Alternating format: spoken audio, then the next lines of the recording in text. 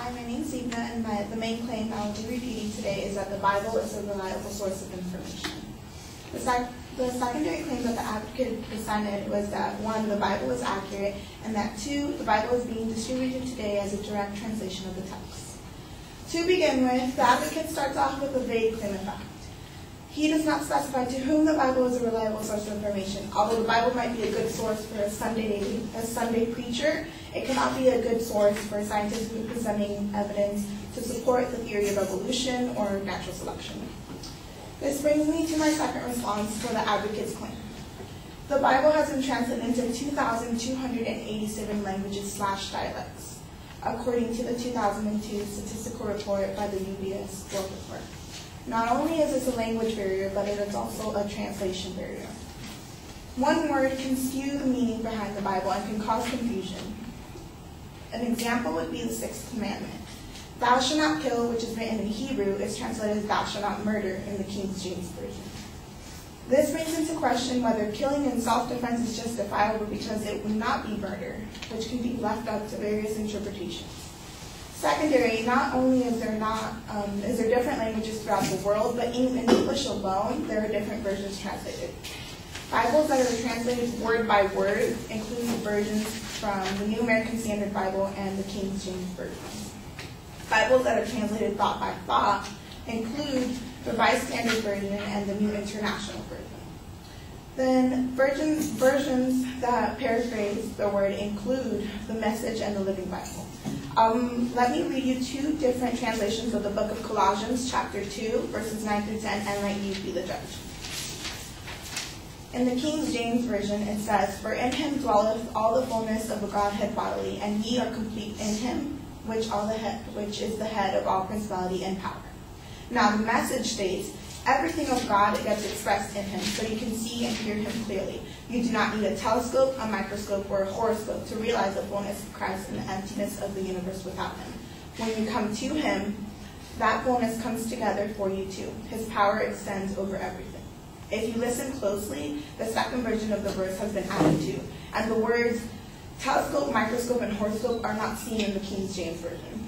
This contradicts both of the advocate's claim, especially that the Bible is accurately translated. Thirdly, the advocate talks about Plato and Aristotle and how their works are widely accepted in today's world. Therefore, the Bible should be too. But the evidence he presented was irrelevant because Plato and Aristotle are philosophers that talk about chance, spontaneity, causality, and other various subjects, whereas the Bible talks about supernatural occurrences like the dead rising, Jesus descending into the sky, and a virgin giving birth, which all of these events contradict the laws of nature. The Bible is not a moral book that teaches. The Bible is a moral book that teaches about faith and spirituality, not a history book, no matter how many years have passed by. In conclusion, the advocate's claim that the Bible is a reliable source of information is presented with irrelevant and inadequate evidence, therefore discrediting his secondary claims that the Bible is accurate and it is being distributed today as a direct translation of the text.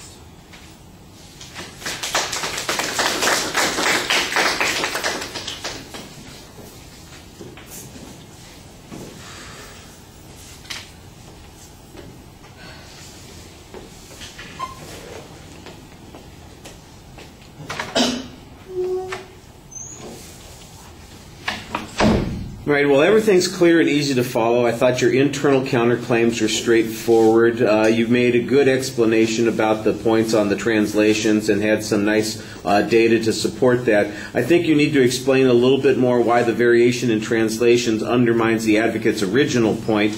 I understand the point that you're making, but the application to the advocate's claim was not as clear as it could be. I thought you did a little bit better job trying to do a comparison between Plato and Aristotle and to differentiate the kinds of things that they're talking about versus what's going on in the Bible. That could be developed more, and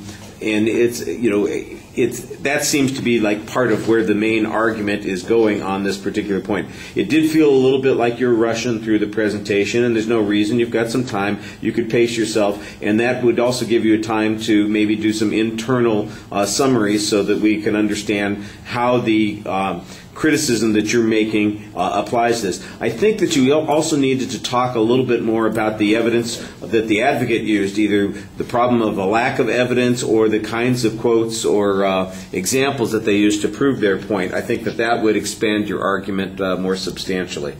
All right, thank you.